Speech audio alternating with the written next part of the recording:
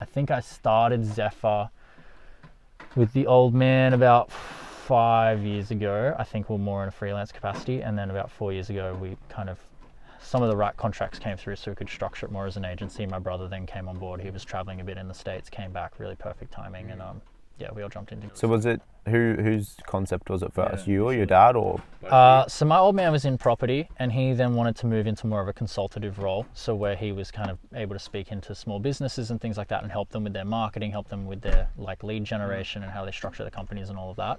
And then I was pretty passionate about, I just knew I needed to be an expert in something, and kind of when I finished uni, like Facebook ads were really fresh and all of that, and so then I kind of geared myself to go, you know, I'll learn Facebook ads and all that kind of stuff. So it was kind of the combination of like both of our different individual journeys, and then we kind of came together and like, let's just kind of do this together. I feel like that makes more sense. So cool. And obviously Dad's got an absolute wealth of wisdom. You know, he's got 30 years plus on me, you know what I mean? So for me it was a little bit of a cheat code, I suppose. Yeah, obvious move. Like, of course I'm going to take that. Yeah, 100%. And now he functions as our CFO, which is rad. And then Chris and I more function kind of as the face of the business. Oh, that's great. Yeah, so what was Chris's role in coming back from being away? So now we focus primarily on e-commerce companies, and we work pretty exclusively with e-commerce companies. We still have some from back in the day, but when we first started it, we were more so working with like service-based companies. So one of our first bigger contracts was a contract with like 30 odd different schools up and down the east coast of, well, pretty much from Manly up to the Central Coast. And part of what happened there was, you know, when you start a business, you're kind of desperate to get whatever you can get, you know, and we were in a bit of a time where financially we were struggling and we just needed to make some things work. And so regardless of who we wanted to work with, or just take what you can get. So we were working with those guys, doing a lot of their marketing and lead gen, like promoting their open days and things like that. So we worked with schools like St. Paul's in Manly, for example, like schools like that, like Marta Maria, all of those kind of schools. That's where I went to school. So yeah, we worked with Marta Maria and all those types of schools just to help them with their lead gen to get more enrollments, basically.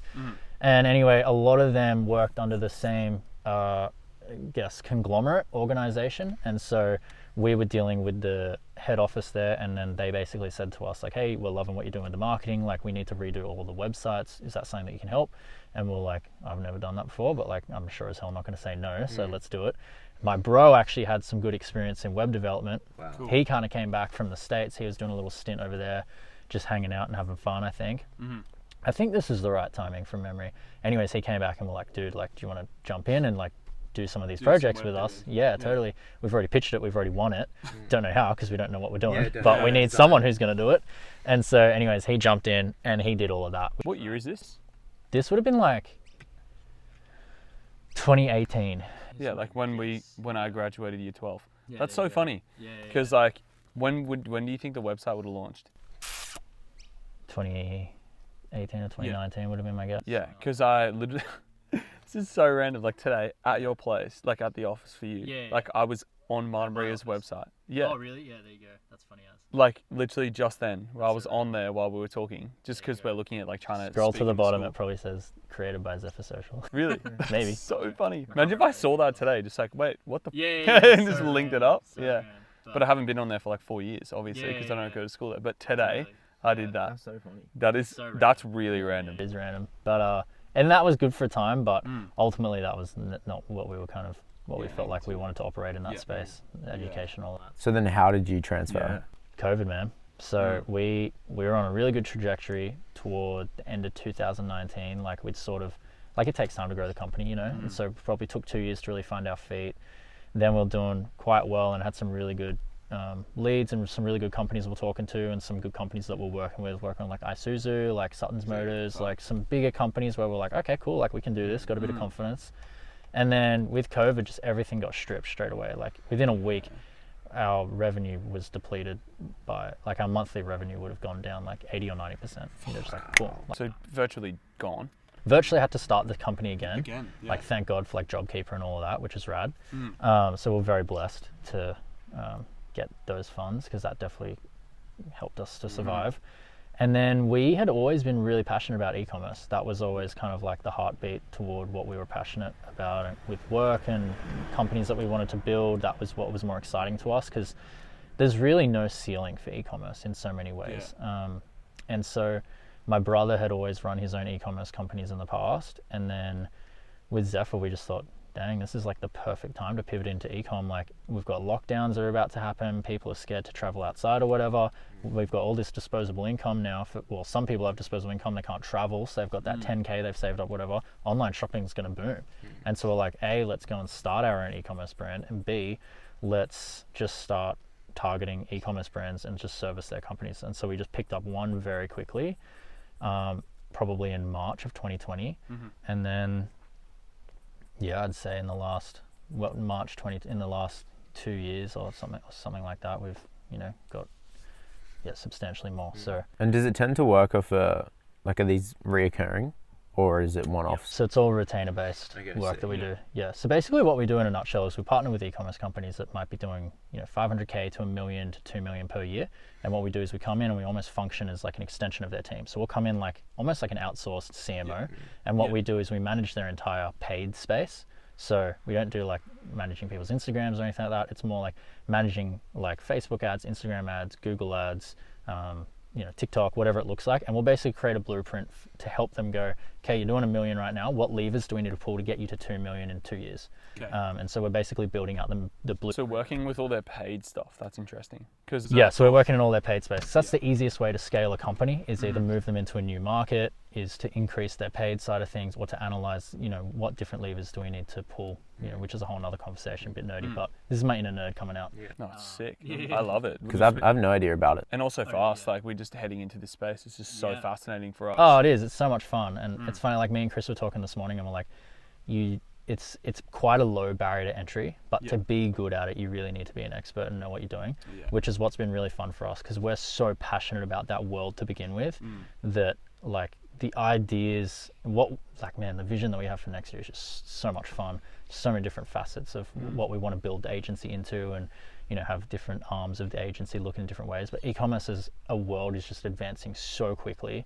It's absolutely the future. Like, look at Amazon, look at all these independent brands that are just doing so well. Like, we have so many stories from brands that started in COVID and then are now multi-million-dollar brands in just 2 years. And this is just people that either lost their jobs, people that got knocked back with some form of adversity and went, man, let's just start a brand, let's just do this. And now we're seeing clients that have literally risen from nothing, been with them from ideation into now being, they're living their dreams. 2 years deep, yeah. And like for some people way back when, it could have been, that whole process that you're talking about could have been 10 years.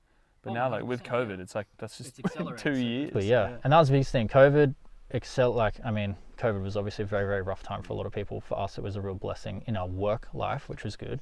But it accelerated where the industry should have been by 5 or 6 or 7, 10 years maybe. So pretty phenomenal. Pretty crazy. But that's our passion. That's what we like doing, is like working in e-commerce, like working with really high growth orientated brands that just want to get from A to Z, just helping them build that out. What's like the long term, I don't know what you see that as 5 to 10 year maybe, like vision for Zephyr? Good question. Probably to sell it. I think we'll exit Zephyr in I'd be shocked if we were still doing what we're doing right now in 5 years time. I think we'll exit it. But for us, we just love building. We just like, Chris is a real ideas guy. Like you'd love him. He's like, he's got ideas every other day. He's calling me, I got this idea. Like, he's just frothing. And then I maybe more so come in to an idea and just try and go, okay, cool. Like, how are we going to turn? How are we going to get actualized? Exactly. And so, this, like I said, there's so many arms that it can turn into. Fuck, that's awesome. What's your, can you speak to maybe more about like your relationship between your old man and Chris, in terms of, I guess what you kind of alluded to just then, the idea of having different parts. Yeah, for sure. Well, it's funny because we're obviously a family-owned business, which is really cool. We actually have another owner in the company as well that's not part of our family, but has become family to us, which is rad. So she bought into the company, I don't even know, end of 2021, I guess. Far out, it's gone quick. But it is interesting because, you say family-owned company and people are like, oh, what's the dynamic like? Is that crazy? Like, blah, blah, blah. But I think we're lucky in that Chris and I, so he's only 1 year younger than I am. So we're very close in age, so already very tight-knit in that sense. My old man is like he's such a gentleman. He's like probably the most generous, humble, meek man, like very, very, very good character. Anyone who meets him is always like, man, you're so blessed to have that guy as your old man. Like, he's just such phenomenal character. Very, very, very impressive man in that sense.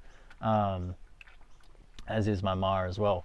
But so I think with my dad, he's always dad, of course, but he's also probably more so a best mate, I would say, to like my brother and I. So that's more so the dynamic there. Is it almost just feels like three friends, but there's a real safety there because we're family. We do everything together. You know, a lot of our investments and all that kind of stuff, like everything that we'll do in the future and stuff, it's all together. So yeah, there's just a trust there. There's a safety there. So there's that protective nature of just, you know, I think there's never that, oh, can I trust this? Or can I, like, is that going to screw this over or whatever? It's, we all want the best for each other. And that's first and foremost. Imagine not having that. So it's like, think of a world where you make decisions based out of fear. Yeah, totally, exactly. It allows you to, exactly. Oh, like, and I don't know that there's many people I would partner with that I don't see as family. 100%. Do you think your mum has struggled at all in terms of, like, her husband and 2 kids work in the same business, and like, I don't know, you're around the family table eating dinner and it's all business talk? Oh, 100%. Yeah, 100%. Ma's always like, can we just stop talking about business for 1 second, blah, blah. Like, not deep struggle, just like trivial surface level struggles. I think she's just like, because we're always talking business. Or like, me and Dad, the only thing we talk about is our faith journeys, because as soon as I had that really crazy encounter, Dad and Mum had a pretty wild encounter with the Lord as well in their relationship and with God and all that kind of stuff. So for us, we're talking about God, we're talking about business and UFC. Yeah, UFC. Yeah, literally, like, Dad loves Bam Bam, like, which sucks because Shane last weekend. But anyways, he's probably a bit upset about that. But it's just the realness of life, you know. So that's really all we're chatting about. So such a close knit bond there, which is rad. But also, Mum sort of probably feels a bit like, I think, to be honest, Mum we'll probably create a role for Mum next year, would be my guess. But she's got a job that she absolutely loves, and so